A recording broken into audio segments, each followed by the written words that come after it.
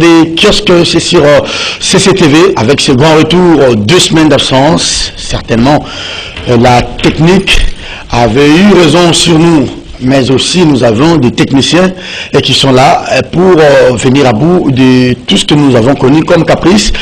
Et voilà qu'on se retrouve donc pour ce numéro de ce mardi 22 mars 2022.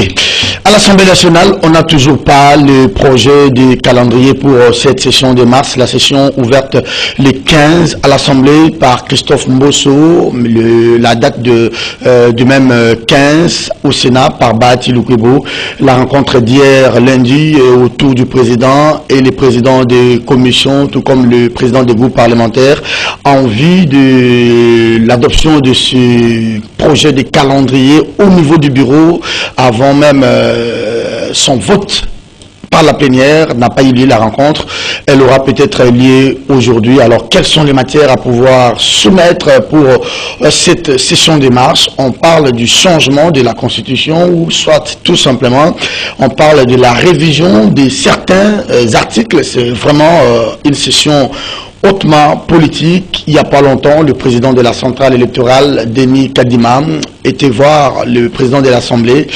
La CENI attend donc l'arsenal juridique électoral pour pouvoir lancer ces différentes opérations, mais aussi les états-majors au niveau de chaque parti politique. C'est en ébullition. On en parle tout à l'heure. On parle de la territoriale, la petite, avec l'invitation des députés provinciaux de l'ensemble du pays à Kinshasa. Le mot est du VPN de l'intérieur. Il a dénoncé la corruption, les détournements. C'est des mots qui rongent le fonctionnement des provinces. Daniel Asselo Okito Ankoy l'a dit hier lors de l'atelier de sensibilisation d'appropriation du programme de développement à la base de 145 territoires. Plusieurs provinces aujourd'hui sont sans gouverneur. Asselo tape du poing sur la table, mais nous avons aussi assisté à ces vidéos qui restent à authentifier des députés provinciaux chassés de leurs hôtels. On ne sait pas pourquoi. Merci à vous, mesdames, messieurs. Vous avez regardé et vous avez choisi CCTV pour vous informer ce matin. Eric, bonjour et bienvenue à vous. Bonjour Serge Kabongo. On a presque raté l'émission avec vous hier. Hein? Hier, et j'ai sali mon co-débatteur du jour, d'où Jésus. Un mot. Après ici, je crois que nous allons, je vais l'inviter. Je crois qu'il a ce programme-là, nous allons descendre nous tous là, rendre dernier hommage à notre professeur Henri Kokolo. Il sera mis à terre aujourd'hui. Il y a une cérémonie à l'IFACI que je me suis dit, j'ai fait l'émission, je vais aller là-bas. C'est quand même un grand formateur. En tout cas, beaucoup de ceux qui sont passés par l'IFACI l'ont connu comme professeur d'abord de l'histoire des civilisations du monde contemporain, après séminaire d'actualité, un internationaliste de Lubumbashi, à l'université de Lubumbashi, qui est venu soutenir sa thèse en communication politique, en communication, et puis il est devenu professeur à l'IFACI. En tout cas, je rends un vibrant hommage. Je rends un vibrant hommage à Tom, qui était un homme de cœur, un humaniste, qui était très ouvert, aimé. Moi, j'étais hier à Sanef, j'ai vu vraiment une multitude de gens, beaucoup d'étudiants sont venus lui rendre dernier hommage, et que nous, tous ici, produits de l'IFACI, nous ne pouvons qu'emboîter les pas à tous ceux qui plairent aujourd'hui, notre papa Henri. Allez, ça c'était les hommages d'un ancien de l'IFACI à son professeur, encadreur Hugues Henri Kokolo Di Malanda, puisque vous en parlez. J'aimerais rappeler aussi à vous et à tous les téléspectateurs que c'est celui qui a dirigé mon mémoire de 2e licence. Ça c'est vraiment des choses à ne pas oublier. Bonjour et bienvenue. Bonjour Serge, merci de l'invitation. Bonjour également à Eric Wemba. Il y a la triste nouvelle de l'enterrement du professeur, mais il y a la bonne nouvelle aussi, c'est l'anniversaire de Edmond Izouba. Exactement, je commencerai par rendre un vibrant hommage à ce monsieur, ce professeur Henri Kokolo. Pour moi, c'était un papa. De temps en temps, à chaque fois que nous passons à la télé pour des interventions, il m'écrivait, il me donnait certaines orientations purement objectives. Et je pense que c'était un papa pour moi. Et juste tout à l'heure là, je vais être avec Wemba si vous avez le temps. Nous allons descendre à l'IFACI pour rendre hommage à ces grands esprits, mais aussi je rends hommage à un autre papa, Koukoumamengi Panzou, Guillaume, l'ancien directeur des informations de la RTNC. L'IFACI c'est vide, hein? Il y avait Rafki Dimbou qui est parti il n'y a pas longtemps, on a pleuré, comment il s'appelle? Il y avait même Foissa. Foissa Tombissa justement, Foissa Tombissa, il y a les professeurs Mbeke, et maintenant c'est Henri Kokolo. Et bien justement, je crois que ça ne peut que faire très mal à voir ces gens qui nous ont formés, ces gens qui ont été là jour et nuit, qui ont été fiers de nous, de leur vivant, partir. C'est triste.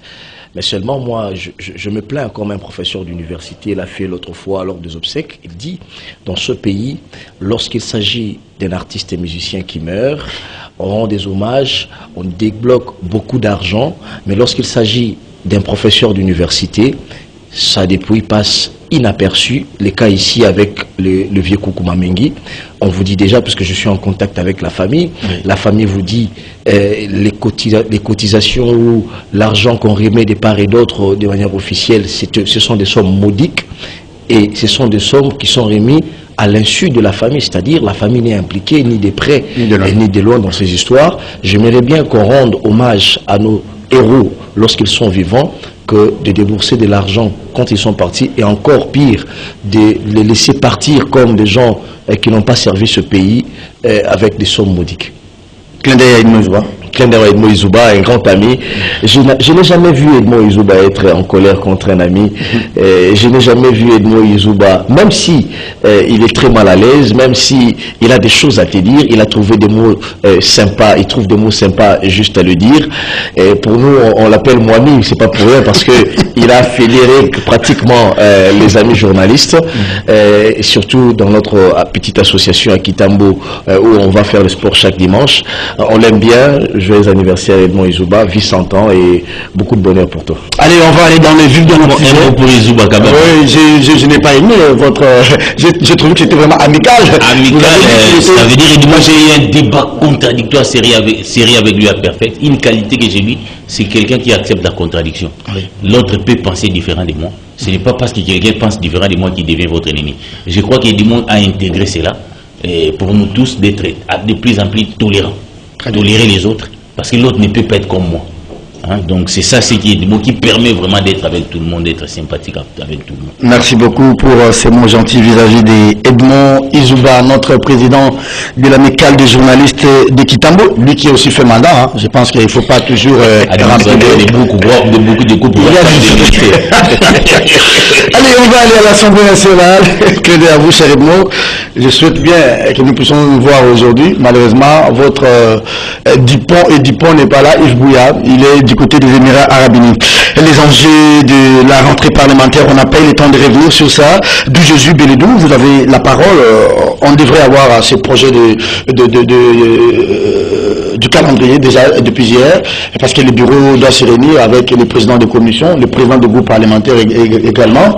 C'est vrai que ça sera un calendrier peut-être 100% ou 90% politique, la session de mars. Il faut peut-être revoir la loi électorale, il faut peut-être revenir sur la Constitution. Il y aura plusieurs propositions de révision de certaines dispositions. Il y aura aussi plusieurs projets qui viendront du gouvernement. Vous pensez que le report d'hier, c'était peut-être pour bien ajuster les choses aujourd'hui? Oui, je pense que la rentrée parlementaire, ici, cette session qui vient de s'ouvrir, Serge, ça sera une session décisive. Déjà, il faut les souligner au regard des éléments que vous venez d'évoquer tout à l'heure là. Déjà, lorsque vous regardez dans le salon politique, vous regardez dans le média, les débats vont dans le sens de la révision ou du changement de la Constitution, voyez-vous. Et il y a aussi un grand débat autour de la loi électorale. Il y a certains qui pensent qu'il faudrait réajuster certaines choses, notamment le seuil. Et il y en a qui disent qu'il faudrait renforcer le seuil pour avoir une qualité quand même d'élu. Il y en a qui disent qu'il faudrait revoir les débats autour du seuil. La position également. Justement. Et puis, il y a la question notamment de la tenue des élections dans le délai. Il faut accélérer les choses. Et donc, moi, je pense que... Le vote des députés provinciaux ou des sénateurs au suffrage direct, de gouverneurs. Exactement. Je crois qu'autour de tout ce débat, moi, j'ai un point de vue. J'ai changé avec quelqu'un. Moi, je suis pour Serge Kabongo maintenir ou pas, sinon renforcer le seuil électoral. Ça permettrait à ce que nous ayons quand même une majorité, dégager facilement une majorité, parce que on sera obligé de composer à travers plusieurs coalitions et partenariats. Ça pourra facilement dégager une majorité lors des prochaines élections, plutôt que d'aller de tuer le seuil ou de revoir à la baisse. Ça risque de compliquer un peu la situation. Très bien. Allez, José Bélédou, merci pour ce mot d'introduction. On va revenir sur cette question de la session de mars. D'abord, le troisième invité qui vient d'arriver, Djenit Kaninda, qui a connu un petit problème avec la pluie, mais il vient d'arriver sur ce plateau. Bonjour Djenit et bienvenue à vous. Bonjour Serge, merci beaucoup. L'émission nous a tellement manqué. On revient de belle, hein? Mais bon, on revient de belle. En tout cas, c'est une joie parce qu'on nous posait des questions partout. Et même, tu ouvres la radio, tu ne captes pas. Tu ouvres la télé, tu ne captes pas. Ça fait partie de notre quotidien. Hein? C'est vraiment le quotidien kiosque, c'est notre quotidien. On commence par Jessie Kapaté le matin à la télé. On va chez Serge, après chez Serge, on va chez Israël. Voilà. Donc c'est notre quotidien. Ça nous a manqué, mais bon. Mais une petite entrée, si vous permettez. Allez-y. On a suivi dans les réseaux sociaux des députés provinciaux chassés de l'hôtel. On va en parler parce que c'est le thème de l'émission. Alors, Djenit Kaninda, la loi électorale, qu'est-ce que vous en pensez? La session qui s'est ouverte depuis le 15 mars. Hier, on devait avoir déjà ces projets, des projets de calendrier. La rencontre a capoté. Elle aura finalement lieu aujourd'hui. C'est vrai que ça sera un projet, un calendrier qui restera ouvert à tout projet et à toute proposition de révision ou de projet de loi. Je crois que c'est une session quand même de beaucoup d'enjeux parce que c'est au cours de cette session qu'on doit finalement dessiner et décider s'il faut avoir les élections en 2023 ou il faut glisser. C'est avec cette session. Si les députés nationaux ont conscience de l'enjeu, ils vont devoir travailler de manière accélérée pour pouvoir doter la République d'une loi électorale réformée, de sorte que nous puissions avoir des élections. Pas seulement des élections pour les avoir, mais pour faire mieux que des élections organisées par le pouvoir de Joseph Kabila. Donc c'est maintenant l'occasion de pouvoir corriger. Oui. Donc s'ils ne corrigent, si les députés nationaux, parce qu'il faut dire, c'est vrai, on a toujours dit que c'est Kabila qui organisait les élections, mais ce sont les députés qui votaient des lois. Voilà. Ce sont les députés qui décidaient de comment sera notre élection ou nos élections. Ce sont les députés qui décident. Alors, si maintenant, nous voulons faire les choses différemment de ce que l'époque de Bouchab, l'époque de Aubin, avait organisé, maintenant il faut qu'avec Mbosso, nous puissions avoir l'arsenal qu'il faut pour que nous ayons des élections qui puissent plaire au peuple congolais, que nous ayons véritablement des élus. Tout ça, ça dépend des textes que les députés nationaux vont élaborer. Parce que si ce n'est pas le cas, nous allons retomber dans la même situation où vous avez des commissions existantes, mais vous avez maintenant difficile à trouver des animateurs, des présidents de ces commissions-là, parce que vous n'avez pas de députés de qualité. Tout est parti des lois qui ont été votées. La loi qui a été votée pour accompagner la CENI n'a pas permis à ce qu'on ait des députés de valeur, des gens de qualité. Et ça sera un problème. Nous parlons des seuils ici. Personnellement, je ne suis pas pour les seuils. Personnellement. Ni de 1%, ni de 2%. Ni de 1%, ni de 2%, je ne suis pas pour. Mais par rapport à la réalité... Au plus fort reste... Oui. Par rapport à la réalité congolaise aujourd'hui, avec la multiplicité des candidats, tout le monde va être député. Je crois qu'à cause de cette raison-là, il faudrait peut-être réfléchir avec cette question des seuils. Mais moi, perso, je ne suis pas pour. Mais bon, c'est des questions qui sont liées à notre environnement politique. Tout le monde voudrait être député parce qu'on pense que c'est très facile. Quand on est député, on a 6 000 balles et voilà, et on peut s'enrichir facilement. Je vais revenir à vous, mais j'accorde d'abord la parole à José Bélédou avant de donner la parole à Eric Wimba. José, des options politiques à lever partiront peut-être de ces différentes rencontres que nous voyons au sein de l'Union sacrée. Il faudrait que ce soit l'UDPS, que ce soit les MLC ou Katumbi, je ne sais pas quelle branche de Katumbi qui reste encore dans l'Union sacrée, Bahati et les autres, l'inflexion au sein de l'Union sacrée et ont dicté les référentiels aux députés membres de l'Union sacrée. Non, moi je pense qu'on ne va pas quand même amputer à l'Assemblée nationale son rôle de légiférer. Il est vrai qu'à l'aune des élections, les partis politiques comme les regroupements politiques se réunissent, les formations politiques se réunissent pour finir des stratégies pour se maintenir au pouvoir, parce que on est au pouvoir pour se maintenir au pouvoir. C'est tout à fait logique que l'Union sacrée de la nation, on l'a vu tout récemment avec Jean-Pierre Bemba et autres se réunir. Et certains auraient même dit à l'issue de cette rencontre que Bemba s'est enfin prononcé qu'il ne va pas se présenter lors des prochaines échéances. Il va soutenir la candidature de Tshisekedi. Ce sont les médias qui ont dit ça. Ce sont les médias qui l'ont dit, mais nous sommes aussi journalistes. Dans les couloirs, ça se chuchote dans ce sens-là. Alors, je pense qu'il ne faudrait pas amputer à l'Assemblée, comme je l'ai dit, les prérogatives. Il revient aux députés qui ont leur responsabilité de légiférer. Vous l'avez d'ailleurs dit lorsque vous avez pris la parole. C'est aux députés nationaux qui votent la loi de nous dire quelles élections ils veulent que nous ayons en 2023. Très bien, s'ils veulent justement que nous gardions le seuil à 3%, tant mieux. Mais moi je pense, pour rencontrer Djennet Kanida, moi je pense par contre que aller en indépendant, justement, c'est réduire aussi la qualité des députés qui peuvent aller au niveau de l'Assemblée nationale. Garder les seuils à 3%, ça permettrait à ce que des gens qui seront effectivement votés et bien élus soient des personnalités qui ont de l'ancrage. De l'ancrage d'abord au niveau de leur base, parce que le seuil atteint les seuils, et les seuils plutôt, pas qui veut. Très bien. Eric Wimba, est-ce qu'on a tous le même attendement? Vous avez comme impression au sein de l'Union sacrée sur les réformes à venir, que ce soit les réformes constitutionnelles, que ce soit des réformes en termes électoraux? Moi j'aimerais, j'ai dit que c'est quelque chose qui a favorisé la tricherie. Vous avez vu quand même, on a tiré des élections passées. Oui. On a vu des gens dormir à la Cour constitutionnelle jusqu'au matin. L'essai existe par exemple en Allemagne, mais ici tel que ça est fait, si vous interrogez les politologues, ils vont vous dire par exemple en Allemagne, l'essai c'est en fonction du nombre de la population. On sait que tel contrée a 10 000 habitants, on calcule l'essai. Mais ici, c'était en fonction du nombre d'enrôlés. Oui. Et il n'est pas même évident qu'on va faire les recensements. Aller au seuil, dans le contexte congolais, c'était vraiment la tricherie. Et vous avez vu les élections telles que c'est déroulé, où on a validé, contre-validé, invalidé. Et je crois que la loi... On sait quelque chose. Hein. Oui, qu'il y a une loi électorale qui a été introduite par les groupes G13, qu'on appelle, pour immortaliser le Kondo, on a dit qu'il fallait supprimer l'essai.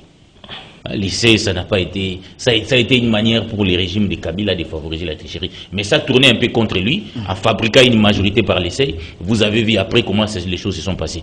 Moi, je veux que nous rentrons, comme ça a été, comment on appelle ça, j'ai appelé les modes, comme nous étions en 2006, en 2011, que les choses soient claires, quelqu'un qui est élu, parce que l'essai, là, c'était bizarre. Vous avez vu quelqu'un, il dit 10%, il doit perdre, mais quelqu'un qui a 20 000 parce que son parti n'a pas atteint un tel seuil, oui. Et on ne savait même pas comment est-ce qu'on calculait l'essai, là. Donc c'était magique là, Nanga entre avec son groupe comme... Vous n'avez pas répondu à ma question. Est-ce qu'il y a une option, il y a une volonté commune? J'ai commencé d'abord parce qu'il y avait un débat autour du CEI. Ouais. Les CEI c'est bien, on applique dans d'autres pays, mais on respecte vraiment les règles. Pour nous, c'était fait pour des calculs purement politiques, pour se fabriquer une majorité. Je crois que la loi électorale qui a été introduite, j'ai donné une information, on a supprimé les CEI. La loi Lokondo qui doit être débattue au cours de cette session. On a supprimé les CEI. Je vais voir si on va aller jusqu'au bout. Ça, c'était ma première préoccupation. La deuxième préoccupation, sur le plan des réformes, il faut dire qu'il y aura même un problème. Félix Tshisekedi devant un problème. Il a promis un certain nombre de réformes, oui. Notamment les retours au détour. Oui. Mais je constate qu'au début, c'était ça. Mais maintenant, là, il y a un calcul politique autour de ça. Est-ce que les détours seront favorables pour vous-même? Donc, c'est comme ça déjà qu'on prépare Denis Kadima, que moi j'ai toujours qualifié d'un monomaniaque, parce que lui ne répond qu'à l'agenda de Tshisekedi. Comme Tshisekedi au Parlement avait promis aux Congolais des tours, et qui n'est pas à mesure de nous dire qu'il renonce, il utilise dans une certaine mesure Denis Kadima qui vient vous dire non, s'il y a des tours, il y a glissement. Mais les glissements des détours, nous avons connu un glissement de 2 ans, mais les glissements des détours, pour autant que ça va renforcer la légitimité du président. Parce que les détours, quand même, tous les candidats vont appeler à voter pour tel candidat. Ça renforce la légitimité. Parce que nous avons connu quand même des élections chaotiques avec des 1 tour. Jusque-là. C'est comme ça qu'on devait... Les élections de 2006, même s'il y a eu des troubles, ça a été plus ou moins bien. Mais il y a eu une dégradation. C'est pourquoi, dans la révision constitutionnelle, certains, l'envol avec des listes, ça avait estimé qu'il faut retourner au détour. Mais maintenant, je compte qu'on est entré, parce que déjà avec la CENI, la réforme promise n'a pas eu lieu. Nous avons eu droit à une réformette. Est-ce que tous au sein de l'Union sacrée sont d'accord, par exemple, pour le retour au détour? C'était le vœu exprimé par le président de la République. Est-ce que Bahati est d'accord pour le retour au détour? Est-ce que Bemba est d'accord pour le maintien à l'unique tour? Est-ce que Mbosso et les autres est-ce que d'abord, entre eux au sein de l'Union sacrée, ils ont une idée de ce qu'ils veulent des réformes? Non, ils n'ont pas une idée, parce que vous savez, au début, il y avait une révision constitutionnelle. Apparemment, chacun a son agenda. Il y avait une révision constitutionnelle. Si vous lisez cette révision constitutionnelle, ça a rencontré un peu toute la classe politique. On a tiré les leçons de ce qui n'a pas marché. Mais maintenant, là, tout ce qui s'est fait, c'est sur base d'un calcul politique.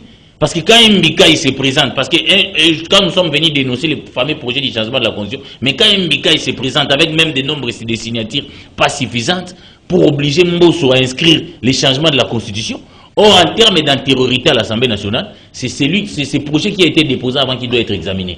Donc nous sommes là devant un problème. Mais ça, c'est quand même un problème. Les problèmes que Mbika il pose là, c'est une réforme aussi. Hein. Oui. Mais on ne sait pas si ça va dans tous les sens. Mais l'IDPC devant un fait accomplir devant l'histoire.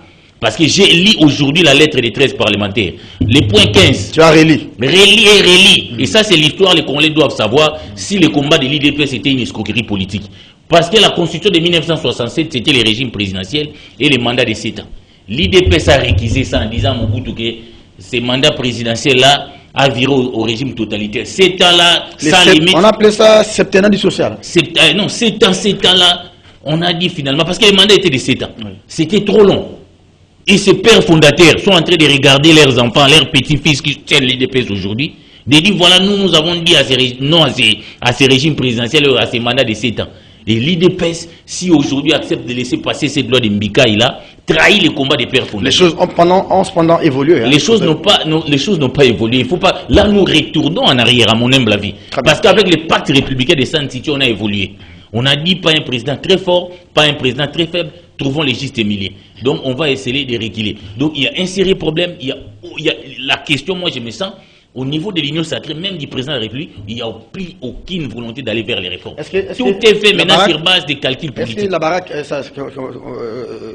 comment je vais dire ça, l'Union sacrée est au bord de l'éclatement avec des agendas de chacun, des leaders, on n'a peut-être pas un même agenda? Non, c'est très facile à conclure.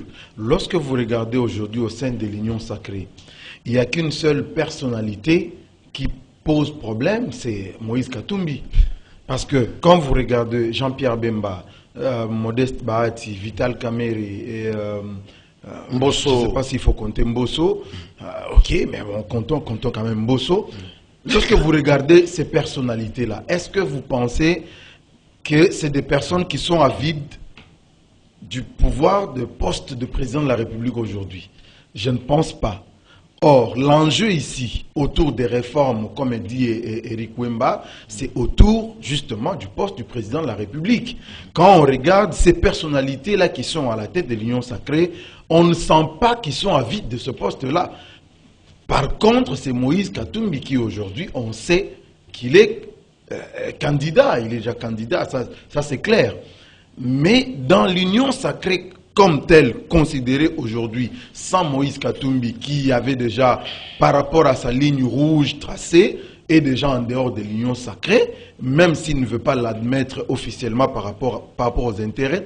Donc il faut considérer que l'Union sacrée aujourd'hui reste encore un bloc. Et par rapport à ce bloc-là, je ne pense pas que si la réforme concernant le retour aux 2 tours, comme vous le disiez tout à l'heure, peut constituer un retour, un backup pour l'UDPS, je ne pense pas. D'autant plus qu'aujourd'hui, il faut considérer les réalités du pays, les réalités, l'évolution même de la politique, du pays. Parce que lorsqu'on parlait dans des années 80 de ces 5 ans, on n'était pas dans le même contexte. En ce moment-là, les Sud-Africains venaient se faire soigner au Congo. Nous ne sommes pas dans le même contexte, Eric Wemba. Aujourd'hui, dans le contexte où vous vous retrouvez avec un budget maigre, où il faut chaque 5 ans, à peine vous commencez votre mandat, il faut déjà commencer à préparer les élections. Ça vous bouffe déjà des centaines de millions et des milliards parfois. Kabila l'a fait, hein? Kabila l'a fait. Hein? Voilà. Donc, c'est une raison quelque part qui avait poussé Kabila à glisser. Mais est-ce que nous devons continuer dans cet élan pour dire 5 ans, c'est très peu pour pouvoir réaliser tout ce qu'on a comme projet de société par rapport à la profondeur de la destruction du pays. Mais on n'a pas une mission messianique. Voilà, on n'a pas une mission. Aux États-Unis, il y a un président qui fait 4 ans. Tout à fait. Pourquoi? Parce que c'est des pays où l'administration est vraiment assise. C'est des pays où les infrastructures existent déjà. Le président ne vient pas pour construire des écoles. Le président ne vient pas pour bâtir des hôpitaux. Le président ne vient pas pour régler les problèmes des enseignants. Ils ne viennent pas pour ça. Ils viennent pour des grandes réformes sociales. Des grandes réformes sociales. C'est pour ça que ces présidents sont élus en France, aux États-Unis et partout ailleurs. Mais chez nous, quand vous êtes élu, il faut d'abord commencer par construire des écoles, construire des hôpitaux, construire des routes. Il faut commencer par là. Dites-moi, cher ami, quel est ce grand projet, ce grand projet de grand investissement que vous pouvez tout lancer en 5 ans et puis terminer. Donc c'est difficile. C'est comme ça que chez nous, très souvent, le président commence, mais c'est l'autre qui va inaugurer. Parce que c'est quand vous avez des projets à long terme, c'est ça la continuité des grands projets, des grands investissements. Donc vous n'avez pas la chance de pouvoir vous-même inaugurer ce que vous avez lancé pour que ça entre dans votre bilan. Mais il n'est pas dit. C'est la réalité chez nous. Il n'est pas dit quelque part que si vous lancez par exemple le projet d'un pont entre Kinshasa et Brazzaville, vous devez en être. Non, non, pas forcément. Et en même temps. Non, non, je ne dis pas ça. Je ne dis pas ça. Non, pardon, d'où Jésus, vous allez parler s'il vous plaît. Ici, il faut relever quand même les problèmes de réaliser les choses. Ce n'est pas un problème de nombre de temps, c'est un problème de vision. Quand on n'a pas de vision, on peut vous donner 100 ans. Nous avons eu un régime présidentiel où Mobutu a eu 32 ans. Nous n'avons pas connu les chemins de bonheur dans ces pays. Donc si on estime qu'il faut allonger les mandats pour faire des choses, moi je suis contre. C'est ici que j'ai rendu hommage à un camarade que j'ai soutenu en France, Mélenchon, qui dit moi je viens là pour faire qu'un seul mandat, pour poser les bases. Parce que personne n'a un pouvoir. Il a dit qu'il va faire un seul mandat. S'il est élu, il ne fera qu'un seul mandat. J'ai entendu ça chez Mélenchon. Et on a vu Hollande faire qu'un seul mandat. Le problème ici, c'est un problème de vision. Moi, tel que je regarde l'IDPS, comment il est venu pouvoir, tel qu'ils ont tâtonné, les gélos, programme de 100 jours, même si on leur donnait 50 ans, il n'y aura rien. Donc, il faut pas rendre Tshisekedi messianique. Tshisekedi a dressé les bilans sombres de sa vie, de son bilan, je l'ai suivi quand il a reçu les députés. Que rien ne marche, mais ce n'est qu'au Congo, on estime qu'un président qui a dit que son bilan est négatif, mais non, le bilan n'a pas été bon, donnons-lui quand même un autre mandat. Ce n'est qu'au Congo, alors qu'il devait tirer les conclusions comme François Hollande. Merci beaucoup Eric Wemba et Serge, je vais replacer quand même un mot par rapport à ce sujet. En 20 secondes, c'est possible parce que vous avez pris déjà 2 interventions. En 20 secondes, c'est possible? Ou soit vous allez grignoter dans votre temps d'antenne? Bon, j'aimerais, parce que c'est en rapport avec le sujet. Allez-y. Moi, je crois qu'Eric Wemba est un peu trop nostalgique de l'UDPS. Vous savez, la question que vous avez posée était une question très importante. On parlait des réformes. Malheureusement, il a pris la question sur les réformes, il l'a ramené à des individus, notamment... Il est tombé dans les prétextes. En fait, Eric Wemba, c'est exactement les prototypes de la classe politique congolaise, des opposants congolais. C'est-à-dire, lorsqu'on parle de réformes, on ramène toutes les réformes à des individus. C'est ça le problème du Congo. C'est-à-dire, on a atteint un degré d'intolérance qui ne dit pas son nom. Il y a un député, il y a un Congolais, un citoyen, qui a un projet, une idée, et qui va les soumettre au niveau de l'Assemblée pour verrouiller les circuits d'arrivée président de la République en RDC, nationalité entraînée des pères et des mères. Il y a le katumbiste qui s'agite, qui s'en approprie la loi. On nous attaque directement. Mais combien de métis il y a au pays? Combien de gens qui ont la double nationalité y a-t-il au Congo? On trace la ligne, on s'en approprie toute une réforme. C'est-à-dire, cette intolérance-là, c'est ce qui amène Eric Wemba, justement, lorsque Tshisekedi émet un vœu. Tshisekedi émet un vœu d'avoir des élections de 1 à 2 tours. Mais nous vivons ce qu'on appelle la séparation des pouvoirs. Je le dis ici, il revient à l'Assemblée nationale, aux élus, justement, de dire quelles élections nous voulons en 2023. Merci, mais Eric Wemba. Est-ce pour autant que cela est taillé sur mesure de Tshisekedi? Non, je termine par dire ceci, c'est très important.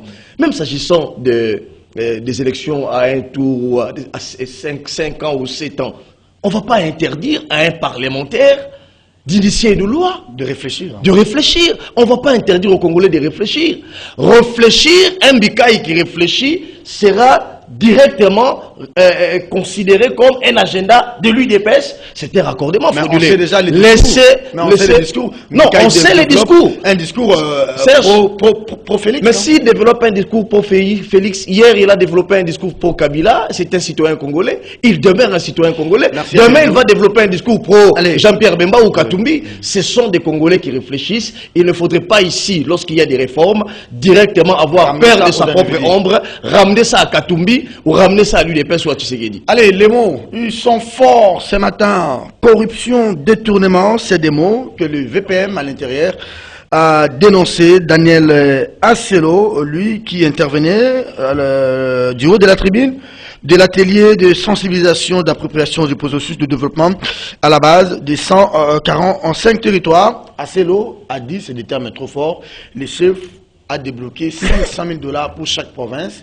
et les gouverneurs et les députés provinciaux ont pris cet argent, ils se les sont partagés pour que les députés provinciaux ne s'attaquent pas à l'exécutif provincial. L'enjeu de la rencontre de tous ces députés, c'est vrai qu'on va revenir un peu sur l'autre côté avec les logements. Est-ce que l'enjeu c'est vraiment le développement à la base ou l'enjeu c'est peut-être les élections au niveau des gouverneurs à venir? Non, je vais quand même je vais grignoter mes minutes. Hein. Vous savez, vous avez fait le journalisme politique extérieur. Oui. Vous avez un cours du droit de politique comparée. Oui. Le Congo a un régime semi-présidentiel. Vous ne pouvez pas dire que les députés, ce n'est pas Tshisekedi. Non. Quand un président a une majorité, c'est pour faire passer ses réformes à lui. Oui. Donc aujourd'hui, nous sommes dans un contexte que Tshisekedi a la majorité pour passer ses propres réformes. Donc il ne peut pas dire que c'est séparé. Deuxième chose, je rencontre quand même Djenit, là où il a dit, qu'est-ce qu'il a dit? Donc je rencontre encore Doujézi, là où il parle de la loi Tchani. Faisons encore de la politique comparée. Taubira était dans les gouvernements de François Hollande. Mais par rapport à une loi, Katumbi a des ambitions présidentielles. La garde des Sceaux. Hein? Oui, Katumbi a des ambitions présidentielles. Et il sent que cette loi-là va les défavoriser. Il va se laisser comme une victime expiatoire. Quand bien même qu'en France, on sait que Taubira, qui était dans les gouvernements de François Hollande, quand on a voulu faire passer, qui est quand même d'origine africaine, même s'il est guinéen, on veut faire passer une loi discriminatoire sur les binationaux. On a voulu faire ici les binationaux, c'est-à-dire que si vous un terroriste binational, on doit refouler. Il a dit que c'était la ligne rouge et il a quitté. Vous voulez que Katumbi, qui regarde comme ça une loi qui est contre lui, il doit aller accepter ça comme ça. Non, l'Union sacrée Djenit, ce n'est pas une plateforme électorale, c'est un groupe parlementaire en réalité. Donc on ne peut pas empêcher. Ah, vous avez un président, alors que dans tous les pays du monde, ça ne peut pas nous. Katumbi peut afficher ses ambitions. Dans tous les pays du monde classique, les présidents, même ici, François Macron là, il a attendu tous les candidats pour que lui se prononce comme candidat. Ici au Congo, Kabila faisait la même chose. Ce n'est qu'ici avec ces régimes où 3 ans avant, le président dit seulement qu'il sera candidat. Il va en Belgique là-bas pour une visite privée, il va collègue Bragman dire qu'il sera candidat. Alors qu'il reconnaît que ça ne nous scandalise pas. Allez, je voudrais quand même qu'on mette... Asselo, avec des députés provinciaux, j'ai vu tous ces députés à Kinshasa. Est-ce que l'objectif est vraiment ce qu'on nous a dit, là, sensibiliser les gens à ce qu'on appelle les programmes de développement à la base des 145 territoires? Il y a quand même un piège. Qu'est-ce qui va changer là? Derrière cette réunion-là, c'est la même chose que Kabila fait aussi. On pouvait instrumentaliser les institutions de la République pour des fins politiques. Parce que derrière cette réunion, il y a eu d'autres réunions où on fallait sensibiliser les députés provinciaux pour les élections et consorts. Et ça, c'est un piège quand même quand on confond. On est encore en train de gérer, mais on confond un peu. On ne doit pas instrumentaliser les institutions pour des fins électorales. Moi, je suis en train de craindre ça. Mais pour les problèmes d'Asselo, il y a quand même un problème. Il pose un problème. Il a posé un problème. Mais là où j'ai trouvé quand même le ministre de l'Intérieur assez ridicule, je ne sais pas si ces sommes-là sont authentifiées, mais je suis sûr qu'ils sont authentifiés. Non, ces députés-là, le président a donné 500 000. Il y a la vidéo. Moi, la vidéo, nous sommes dans quelle république? Non, il n'a pas dit que le président a donné l'argent aux députés. Il a dit que le président a donné à chaque province. Oui, le président a donné. Oui, ça c'est toujours encore un scandale. Tshisekedi, l'argent là, c'est l'argent de la République. Ce n'est pas au président qui sort ça dans sa poche. Non, la République démocratique du Congo. Non, le dire, ça ne veut pas dire que le chef a sorti l'argent des... Mais non, ça veut dire quoi? Il dit le gouvernement a débloqué l'argent en faveur de province. Oui, vous n'allez jamais entendre que Macron a débloqué l'argent, a donné 500 000 à terre. C'est ça un peu ce que nous craignons, les gens qui veulent les présidentielles. Voilà, on est encore nostalgique du président fondateur. On est encore nostalgique. Ça, c'est un problème sémantique, peut-être. Mais je trouve c'est dans la tête du Congolais. Okay, bon, parce que nous sommes dans un pays, même si on construit une petite route, c'est sous l'impulsion du chef de l'État. Je vous le concède. Allons au fond. Il faut y mettre fin. Je suis d'accord. Et là, j'ai dit, mais deuxième problème, Deuxième problème, quand on dit que ces députés aiment l'argent, mais moi j'ai posé la question, dans un pays vous dites qu'il y a augmentation des recettes. Ces gens-là sont des 10 mois, 20 mois, 30 mois. 30 mois impayés. Ali Benguela, je ne sais pas comment vos députés provinciaux vivent. Mais qu'est-ce qu'on peut attendre d'un être humain? Ils sont des êtres humains comme nous. Ils sont exposés à la corruption. Ils ont des mamans, ils ont tout ça. Vous ne leur donnez rien et vous dites qu'ils veulent l'argent. Il y a un problème quand même au niveau du ministre Asselo. Il y a un sérieux problème. Donc la décentralisation ici avec l'IDP c'est vraiment en train d'échouer encore. Si Kabila avait signé les certificats de décès de la décentralisation, l'IDP s'est tenté de conduire la décentralisation vers son inhumation à je ne sais pas, Mbeteke ou quoi. Parce que la situation est catastrophique. Bon, je ne sais pas, on nous a encore montré une image des hôtels. Mais regardez, non, je ne sais pas si c'est vrai ou c'est faux. Mais je pense que dans ces régimes-là, même les scandales, je ne doute pas que ça soit vrai, ça soit faux. Je pense même que c'est vrai. Parce qu'on a déjà vécu pire que ça. Mais ça valait la peine, hein. Vous avez suivi quand les patrons de l'UDPS, Kabou et Augustin, faisaient le déplacement de Mbujimaï. Les députés étaient clairs, ils ont dit, cette histoire de réunion sacrée, ça ne nous concerne pas. Nous allons voter en âme et conscience. Et on ne vient pas nous imposer un candidat, que chacun vienne avec son projet et nous allons le départager. Vous savez que Kabou est parti avec un jet privé ici, je l'affirme ici. Oui. Avec des gens, avec beaucoup de l'argent de l'État. Un Kabouya, qui est secrétaire général de l'UDPS, même si c'est un parti au pouvoir, un fait privé. Mais voilà dans quelles conditions nos députés sont logés là. Les images que vous avez vues hier. Donc il y a quand même un problème dans ces pays. Il y a un sérieux problème. Et nous sommes chaque jour en train de vivre les déboires d'une alternance sans alternative. Mais avec ce qui se passe là, même si on pense que 7 ans, je vous dis même 50 ans là, la situation avec l'IDPS ne va pas changer. Parce qu'ils ne savent pas, ils sont venus au pouvoir sans savoir ce qu'ils devaient faire du pouvoir. Tout le problème c'était que Kabila part. Mais en réalité, qu'est-ce qu'il change même en fonction de la décentralisation? Comment nos provinces sont gérées aujourd'hui? Quelle est la différence? C'est pire même qu'à l'époque de Kabila. C'est pire parce qu'ici, vous voyez, il y a une confusion. Bon, c'est Mouyèche qui va rentrer, on sait dans quelles conditions on l'a destitué. Tout ce qui se passe aujourd'hui, c'est pire même qu'à l'époque de Kabila. C'est pire à l'époque de Kabila avec la gestion des provinces avec l'IDP. Vous avez épuisé votre temps d'antenne. D'où José Beledou, je me demande finalement, un peu comme le VPM à Selo, est-ce que les députés provinciaux comprennent pourquoi ils sont là et pour jouer quelle partition en vue même du développement de nos provinces? Oui, mais Serge Kabongo, je prends les derniers mots d'Eric Wemba, c'est pire comme Kabila, c'est du pur populisme. Il s'est encore embourbé dans le populisme. Ne revenez pas sur ça. Non, c'est important. Développer justement, c'est dans la logique de ces développements. C'est dans la logique de ces développements. Serge, il faut rappeler à Eric Wemba qu'il y a 25 ans, aujourd'hui dans ce pays, que les territoires, même chez toi là-bas, n'ont jamais reçu ne serait-ce qu'un rond. Ils n'ont même pas un gouvernement congolais, du gouvernement congolais. Parce que la rétrocession qui devrait revenir aux provinces revenait de manière difficile. Et vous le savez, c'est un secret polichinelle. 25 ans, allez vous renseigner, 25 ans. Les territoires ne voyaient même pas $100. 25 ans. Lorsque Tshisekedi arrive au pouvoir, c'est une première de décaisser. C'est le gouvernement qui a décaissé cet argent. Ce n'est pas Tshisekedi. Une fois de plus, renseigne-toi. Tshisekedi prend $500 000, il donne aux provinces centrales. C'est ton ministre qui Je vous rappelle, s'il vous plaît, soyez tolérants. Je vous ai dit que c'est... Je me suis tué quand tu as la parole. Ouais. Je te rappelle que tu fais le populisme et je te le démontre. Les $500 000 ne viennent pas de la poche de Tshisekedi, c'est l'argent que le gouvernement congolais a débloqué en faveur des provinces pour son décollage. Étant donné que les territoires, il y avait certains territoires à l'issue de la décentralisation qui ne bénéficiaient d'aucun projet, même pas des 10 francs congolais. Et donc, c'est l'utilisation de cette somme d'argent de manière calamiteuse qui a demandé, qui a poussé Daniel Asselo justement à monter sur ses chevaux pour remonter les bretelles aux députés provinciaux qui ne sait pas que dans ce pays, sur les 26 provinces, 17 provinces sont concernées par des élections. Ceci veut dire, plutôt que de se concentrer sur le développement des entités territoriales décentralisées, le développement des territoires, les députés provinciaux se sont embourbés dans des guerres, des positionnements, et surtout lorsqu'il y a un peu d'argent qui est éjecté. Je vous donne un exemple, Maïnombe. Un député provincial, je parlais avec, j'étais le nom pour ne pas l'exposer, un député provincial dans un hôtel, des choses vraies. Il appelle le gouverneur. Et le député qui m'a passé cette information nous suivra peut-être. Il est à l'hôtel, il bouffe, il mange, le lendemain matin, la dame exige de l'argent, il appelle le gouverneur. Avec une vision. Bon, on est Kotaki, 500 000, on est Kotaki. Au salaire, moi j'ai besoin d'argent. Depuis tout ça, et ce sont des choses qui se font en province, Serge Kabongo. Et dire aujourd'hui que l'instabilité des provinces, en partie, les députés provinciaux sont pour quelque chose, ce n'est pas un péché. Il y a des gens qui crient, qui s'agitent, un peu comme... Quel remède? Attendez, nous savons maintenant identifier le problème. Nous savons identifier. Acelo l'a identifié, il faut quand même féliciter. C'est Acelo qui se bat. Mais aujourd'hui, on tire à boulet rouge sur lui. C'est l'unique qui a dit qu'il y avait quand même 17 provinces à problème. Il a trouvé la situation. Il dit il faut organiser les élections. Pendant ce temps, on commence à l'insulter au Congo central, ou là-bas. On a identifié les problèmes. Quelle solution de La recette, elle est connue. Serge, avant d'aborder, de répondre à ta question, rapidement, je vais terminer par là. Il faut dire ici à Eric Wemba que Acelo ne paye pas les députés provinciaux.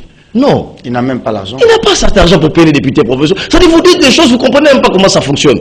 Acelo ne paye pas. Acelo est là pour veiller en tant que patron de la territoriale à ce que la stabilité des problèmes soit... Alors, là, la recette dont vous avez parlé ici tout à l'heure, là, mais c'est clair. Il fallait diagnostiquer le problème. Il a diagnostiqué. Au Sankourou, par exemple, Serge, est-ce que vous savez qu'au Sankourou, il n'y a jamais eu de gouvernement provincial? Il n'y a jamais eu. Et c'était entretenu par qui sénateur? Chez lui. Les tétés là, mon ami, il n'en parlait pas. Les tétés là. Il n'en parlait pas. C'est même qui tété là. Mais s'il vous plaît. Mais chez lui là, il y a eu des problèmes pendant 3 années. Et lui, innocent. Il fallait attendre. Ça, il ne le dira jamais. Il fallait attendre qu'Acelo arrive pour justement débouter, décompter la situation, enlever les statu quo, comme aime le dire Edith Kanida. Et donc, aujourd'hui, la recette, elle est claire. Il faut arrêter avec le détournement d'argent. Associer les députés provinciaux dans le projet des 145 territoires ne voudrait pas dire dilapider cet argent. Et c'est l'exercice qu'Acelo s'est mis à rappeler le député. Lorsqu'on parle de corruption, on crie détournement, corruption. Mais écoutez, est-ce que sur ce plateau, je mets à défi Eric Wemba, est-il capable de nous dire, avec éléments preuves tangibles, que dans tel cas, de telle province, Acelo a reçu tel argent pour faire telle situation. Par contre, toutes les décisions prises sur les provinces, notamment dans le Lualaba, parce qu'on n'a pas le temps d'en parler, au Congo central, Acelo ne s'est fait qu'appuyer, il s'est appuyé plutôt sur soit des décisions de la Cour constitutionnelle, soit les décisions du Conseil d'État. Et donc, le rappeler ne voudrait pas dire que c'est ridicule. Par contre, ceux qui pensent que c'est ridicule, ce sont eux qui sont 1000 fois ridicules parce qu'ils veillent à l'instabilité des provinces. Alors, les provinces, nous en avons 26. Il y a 17 à problème, à peine 9. Et on vous dit qu'on va tenir la conférence des gouverneurs avec les instructions du président de la République, pendant que vous avez 17 provinces où il n'y a pas de gouverneur, c'est des gouverneurs intérimaires, soit c'est les ministres de l'Intérieur. Je ne sais pas comment ça va se passer. Vous avez suivi les déclarations quand même du VPM avec, vous savez, hein, tout ce qu'il a comme verve, mais c'est quand même scandaleux. Oui, c'est quand même scandaleux, Serge Kabongo. Vous prenez 500 000 $ pour les provinces, mais l'exécutif et les législatifs provinciaux, c'est les partages au détriment de la province. Oui. Moi, personnellement, je n'appuie pas trop l'action ou la manière de faire du VPM Acelo, que je ne comprends pas très bien. Je n'ai jamais compris logiquement sa méthodologie de travail, je n'ai jamais compris. Je reviens sur ça, mais aussi pour ne pas laisser passer quelque chose que j'ai entendu. Vous savez, Eric, c'est l'une des personnes dans ce métier qui se connaissent comme ça avec le président de la République. Oui. Félix Tshisekedi. Jusqu'à Béatrice Hôtel, il a failli être dans son cabinet, Eric Wemba. Il a failli être dans son cabinet. Il a failli être dans le cabinet du président de la République. Je vois encore la photo. Oui, il sait de quoi je parle. Mais je ne comprends pas ce revirement-là. Mais qu'à cela ne tienne, dire qu'aujourd'hui, ce que nous vivons aujourd'hui, c'est pire qu'à l'époque de Kabila, je ne reconnais plus Eric Wemba. En tout cas, je ne le reconnais plus. L'homme a changé. Je ne le reconnais plus. Merci. Si aujourd'hui, il doit prendre vraiment Joseph Kabila et comparer à aujourd'hui, dire qu'avec tout ce que Bélédou a développé ici, je le plains un peu, mais bon, c'est des choses qui arrivent. Nous sommes humains. Alors, il faut comprendre que les députés provinciaux, quelque part, ils sont dans une dynamique d'intérêt privé. Parce que, à suivre le ministre Acelo, même si sa manière aussi de parler était, à mon avis, le ministre ne peut pas quand même parler comme ça, s'enflammer et parler comme un vulgaire. Comme un vulgaire. Non, c'est elle commandante. Non, mais... C'est elle commandante. Un ministre, quand on est ministre, il y a une manière de parler. On est flic. Il y a une manière de parler. Il faut observer certaines je crois que attitudes. mes amis qui travaillent dans sa com, je crois qu'après cette interview-là, ils l'ont quand même vu pour lui dire, monsieur le ministre, Peu importe la peu gravité importe de la situation, gravité, mais ce n'est vous devez pas avoir de la manière, vous devez avoir la l'attitude. tempérance, la maîtrise. Il est un peu comme Tony Mwaba, il s'agit Non, un non. peu trop. Quand on est ministre, Il est flic. Quand on est Ah, ok, ministre, merci. il y a Il est une- flic, merci. quand on est ministre, il y a une manière de parler. C'est une dimension sécuritaire. Mais dans le fond, Voilà. dans le fond, je crois qu'il y a un vrai problème avec les députés provinciaux. Parce que nous devons nous le dire, le vrai développement... Ils ne produisent pas des édits. Non, le vrai développement de ce pays, c'est à partir des provinces. C'est justement ça mon souci, la qualité des députés que nous avons, chers amis. La qualité des députés. La qualité des députés. Chers Congolais, faisons très attention. En 2023, nous pourrons avoir des élections. Regardons qui est-ce que nous envoyons, que ce soit à l'Assemblée provinciale ou à l'Assemblée nationale. Regardons quelle tête ils ont, quel cerveau ils ont. Les gens arrivent à Kinshasa. Les vidéos que nous avons vues là. Oui. Les gens arrivent à Kinshasa, cher Kabongo, ils sont payés 3 millions de francs congolais à chacun pour 10 jours. Lorsque nous, on nous donne des frais d'émission quand nous sommes en mission, ces frais-là servent à quoi? Il faut payer les Il faut payer l'hôtel, la réservation, la restauration voilà. et tout ça. Voilà, vous vous organisez. Si vous allez dans une chambre de 30 $, pour garder un peu et trouver le bito pour la famille, ça c'est votre propre organisation. C'est un problème d'organisation. Un problème d'organisation. On vous a donné 3 millions de francs congolais pour 10 jours. En plus de cela, Allez même à l'hôtel. La chambre a un peu. oui, je ne sais même pas. Vous qui Ça, entrez il là-bas, faut demander au prophète Joël. Ou à Bélédou, oui. non, je dis n'importe quoi. Donc, quand vous arrivez, vous avez 10 jours, mais les travaux font 3 jours. Parce qu'on sait que la plupart d'entre vous là, c'est des gens qui viennent à Kinshasa pour la première fois. Vous avez l'occasion d'aller prendre contact avec d'autres ministères, ainsi de suite. Mais avec cet argent, vous ne pouvez pas vous payer. Mais le gouvernement dit, ok, comme vous n'avez plus d'argent, nous allons vous payer cet hôtel-là, mais donnez le temps, demain on va le faire. Mais vous avez le kilo quand même de faire des vidéos et balancer donner une image négative du pays alors qu'on vous a payé des frais d'émission. Merci On beaucoup, m'a madame, cité quand même, monsieur. Serge. On m'a cité. Oui. Je mérite quand même un droit de réponse. Oui. J'étais à l'hôtel Béatrice, j'étais journaliste au phare. Quoi de plus normal qu'un président ait été proclamé élu que je ne sois pas là. Mais je n'étais pas une carte Mais blanche. quand vous êtes salué avec les présidents, vous êtes Il vous a dit quoi? Non, j'ai salué l'alternance, mais j'assume et j'ai dit, si je savais que l'alternance nous allons produire ce que nous vivons aujourd'hui, Kabila devait rester. Mais je l'ai dit et je m'assume. Eric Wemba, Congo, Edmond Izuba, bon anniversaire à vous. Jenit Kaninda, merci à vous, cher patron de Market Magazine. Merci à Dou Jésus Bélédou, patron aussi. On n'aborde pas la question des Alingueté. Mais finalement, c'est la guerre. La c'est guerre maintenant, important. c'est non plus entre Gilles Alingueté et les pestés, c'est maintenant entre les journalistes. Hein, Non, ça n'a rien à voir avec Serge Kabongo. Vous suivez de près, je sais que vous êtes si vous journaliste nous accordez le temps, d'investigation. c'est que nous grignotons dans votre temps d'antenne. Non, mais c'est important, Serge. Vous savez, il se pose un grand problème dans ce pays. Les détournements que nous décrions chaque jour, Serge Kabongo. Par contre, on a l'impression que ça se nourrit et ça grandit en RDC. Parce qu'ils savent qu'ils Mais iront en prison. surtout les ils vont bénéficier secteurs des libertés. de l'EPST, Serge Kabongo. Moi, j'admirais Tony Mwaba en son temps lorsqu'il s'attaquait à Bakonga. Non, lorsqu'il s'attaquait à Bakonga, il a madoué le rapport de l'IGF comme un bébé. L'IGF a dit. Voilà aujourd'hui. Il vous dit, par exemple, s'agissant des agents qui devraient surveiller les TENAFEP. Il vous dit qu'il faut aujourd'hui payer 16 millions là où Bakonga avait mentionné 4 millions de dollars.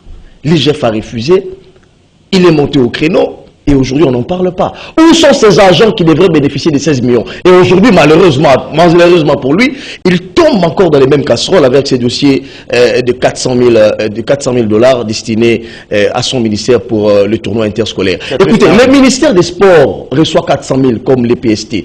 Le ministre des Sports arrive à justifier le 400 000 dollars. Mais on demande justement à Mwaba de rendre compte, puisque lorsqu'on gère, on est censé avoir cette politique de redevabilité, on lui pose la question de savoir comment est-ce que l'argent a été géré.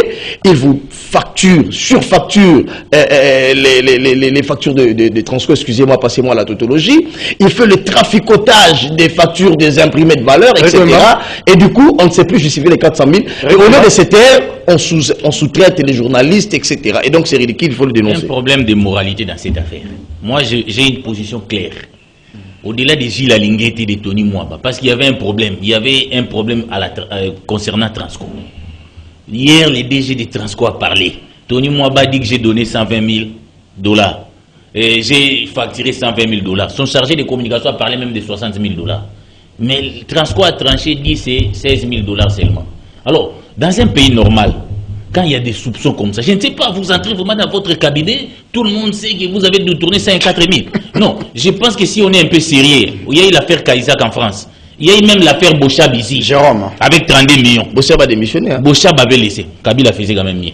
Mais non, Tony Mwaba, à l'époque de Kabila, ça s'est passé bien. Parce non, il faisait pas bien. Mais Tony Mwaba refuse. C'est déjà Kabilis aujourd'hui. Je ne suis pas Kabilis, je compare. Je comprends, tu as fait. C'est une bonne réponse pour toi, Kabila. J'ai de me dire à Tony Mwaba n'a pas une autre alternative que de démissionner pour laisser les enquêtes. S'il est rétabli par la justice, c'est bien. Mais il y a tellement de soupçons. Non seulement l'affaire des 16 millions, des t-shirts. Et quelqu'un qui est venu défendre Tony Mwaba m'a dit, mais on a donné 480 000. Non, mais vous savez, l'autre argent était dépassé des frais de recherche. Je ne sais pas l'IGF s'il doit aller chez Mort. Donc tout ça dépend. Mais on a quand même le trophée. On a quand même le trophée, il fallait. Non, mais l'argent de la République. Parce que le péché originel de cette affaire, parce qu'on ne savait pas, on a sorti l'argent deux fois. 480 000 pour le ministère de l'EPST, 480 000 pour le ministère des Sports. Alors qu'on devait laisser un seul ministère coordonné. C'est l'argent de l'État. Nous avons des enfants qui n'ont pas de... Pourquoi ne pas laisser le ministère des Sports coordonné et intégrer le ministère de l'EPST comme membre dans la commission ou dans la sous-commission? Serge Kabongo, moi je crois qu'ici, c'est vrai, l'IGF, le travail qu'il fait est perfectible, mais désacraliser toute l'institution IGF, à ça j'ai dit non. Très bien. Le problème ici, c'est que le ministre Tony Mwaba doit justifier les 400 000. S'il justifie les 400 000, il appelle la presse, il dit voici les justifications, voici comment le DG de Transco a menti. L'affaire est close. Mais un autre fait, c'est qu'il y a des amis qui m'appellent pour me dire... Mais qu'est-ce qui fait que c'est dans le secteur... Ou même vous, les journalistes qui soutenez le président de la République, vous commencez à tremper dans les histoires, tout ça. Je dis, ça n'a rien à voir avec les journalistes et tout ça. Les journalistes, on met à sa disposition une information. Et surtout qu'en ce moment-là, il n'a pas la peau du journaliste, mais il a la peau d'un conseiller du ministre, donc c'est différent. Merci. Nous devons faire la part des choses. Il y a une ici, il est très important que l'EPST justifie les fonds, les 400 000. C'est pas bien. La société Gradeco a porté plainte contre l'EPST. Vous voyez à quel niveau c'est ridicule pour un pays. Porte plainte contre l'EPST pour faux et usage de faux. C'est qui est Gradeco. C'est qui est Et c'est Willy Tony Mwaba qui est à la base de tous ces désordres. Allez, on une plainte contre les PST. Il est fort. Faux usage des faux. On l'appelle comment? Les meneurs en touche. Il va bien se défendre. Merci beaucoup. C'est quand même triste que des échos comme ça nous parviennent du secteur qu'on trouve aujourd'hui sensible. Le secteur là où Félix concentre beaucoup d'énergie, qui est le secteur de l'éducation, avec cette politique de la gratuité. C'est triste que l'on nous donne de très mauvais signaux, de très mauvaises nouvelles, des détournements ou des tentatives de détournement entre l'IGF et Tony Mwaba. Finalement, qui en gagnera? On se donne rendez-vous pour quelques mots. Madame, Messieurs, cette émission est terminée. Merci à Doudou Montier pour sa réalisation, à vous de l'avoir suivi, de l'avoir regardé, parce que l'émission, vous la suivez sur Ralik, vous la regardez sur CCTV. On se retrouve demain. Gisèle fera l'affaire, parce qu'on aura un petit déplacement. Au revoir Bon voyage. C'est donc fini. Bon voyage, je pense.